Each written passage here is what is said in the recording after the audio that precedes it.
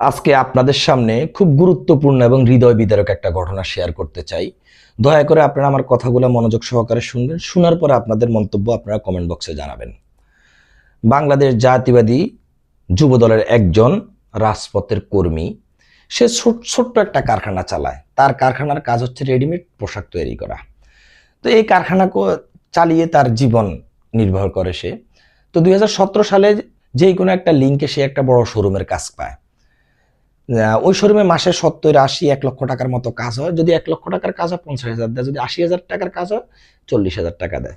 মানে গার্মেন্টস আইটেমের একটা সিস্টেম হচ্ছে বাৎসরিক একটা টাকা, হয়তো রমজানের ঈদ নাহলে কোরবানির ঈদ, মানে ফুল ফেড করে দেয় এরকম।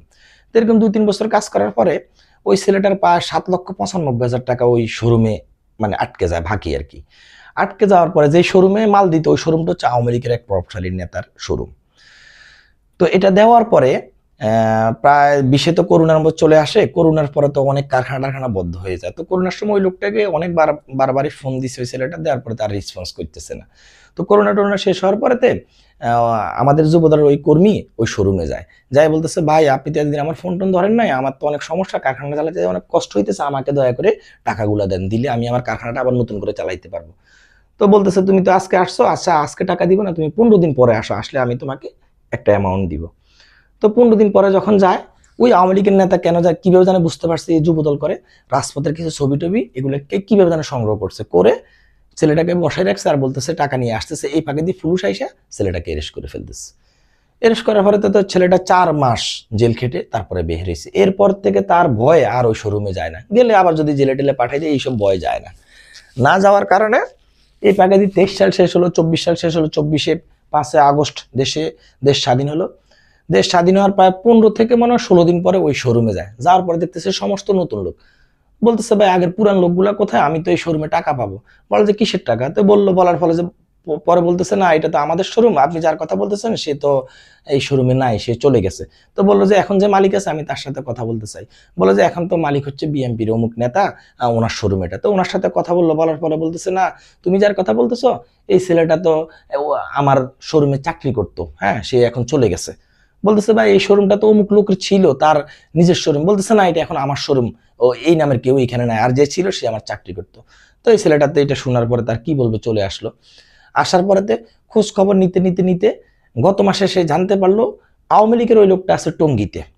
তো এই যুবদলের এই ছেলেটা কিভাবে যেন মানে সব খোঁজ খবর সংগ্রহ করে টঙ্গীতে যায়। যাওয়ার পরে ওই লোকটাকে, সে আওয়ামী লীগের লোকটাকে সেখানে ধরে। বলতেছে যে আমি তো আপনার কাছে টাকা পাবো, এই ঘটনা।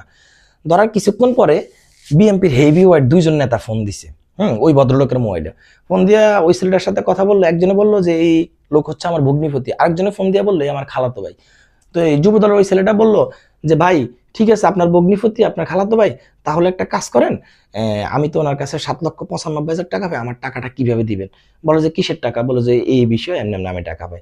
বলে যে তুমি যে এখানে আসছো, তোমার সাহস কত বড়, তুমি ওইখানে এরে ধরতে আসছো? তুমি জানো আমরা যদি ইচ্ছা যদি করি তোমাকে এই মুহূর্তে জেলে পাঠিয়ে দিতে পারবো, তোমাকে এই মুহূর্তে পুলিশের কাছে দিয়ে দিতে পারবো। তো যুবদলের ওই কর্মীটা বললো যে ভাই আমার অপরাধ কি, আমি কি কারণে যে আমাকে জেলে পাঠাবেন? আমি বিএনপির একজন কর্মী, রাজপথের আন্দোলন সংগ্রাম করা একটা লোক, আমার কি অপরাধে যে আপনারা আমার টাকাগুলো এইভাবে করতেছেন? বলতেছে এত কথা তোমার বলে লাভ নাই, তুমি এখান থেকে সোজা চলে যাও, না হলে তোমাকে ওই মানে জেলে পাঠাই দিব। পুলিশের মানে ভয় টয় দেখিয়ে অনেক ভয়ভীত করে মানে ছেলেটাকে ওইখান থেকে পার করে দিয়ে আওয়ামী লীগের লোকটা ওইখান থেকে বিদে হয়ে যায়। তো ওই আমাদের যুবদল ওই ছেলেটা আসার পরে খুব কান্না করতেছে। পরে আমি জিজ্ঞেস করলাম যে ভাই কি হয়েছে? পরে বললো যে ভাই এই ঘটনা এমনি এমনি। তো এই জিনিসটা শোনার পরে আমার খুব খারাপ লেগেছে। কেন খারাপ লেগেছে? যে আমরা 17 বছর এত মানে 17 বছর নির্যাতিত নিপীড়িত হয়ে আন্দোলন সংগ্রাম করেছি, কিন্তু আমরা 17 বছর হাসিনার থেকে মুক্ত হয়ে নতুন বাংলাদেশে আসছি। এখন দেখতেছি নতুন বাংলাদেশে কিছু উৎকৃষ্ট প্রাণী বিএনপিতে ঢুকে গেছে। এই প্রাণীগুলা বিএনপিকে ধ্বংস করার জন্য উঠে পড়ে লেগেছে। এরা সমস্ত জায়গায় মুখ দেয়, কোন জায়গায় মুখ দিলে ভালো হবে, কোন জায়গায় মুখ দিলে খারাপ হবে কিচ্ছু বুঝে না। এরা টাকার কাছে বিক্রি হয়ে গেছে। তাই আমি প্রধানমন্ত্রী জনাব তারেক রহমানের কাছে বিনীত অনুরোধ করব, এই উৎকৃষ্ট পানিগুলোকে দল থেকে পরিষ্কার করুন। এই উৎকৃষ্ট পানিগুলো আপনাকে ধ্বংস করে দিবে। এই উৎকৃষ্ট পানিগুলো বিএনপি নামক দলটাকে ধ্বংস করে দিবে। এই উৎকৃষ্ট পানিগুলোর কারণে দেশ এবং জাতির ক্ষতি হবে। সময় থাকতে আপনি পরিবর্তন হন, সময় থাকতে উৎকৃষ্ট পানিগুলোকে দল থেকে পরিষ্কার করুন, না হলে দল ধ্বংসের পথে চলে যাবে। এটা আমি প্রধানমন্ত্রী জনাব তারেক রহমান সাহেবের কাছে বিনীত অনুরোধ করব।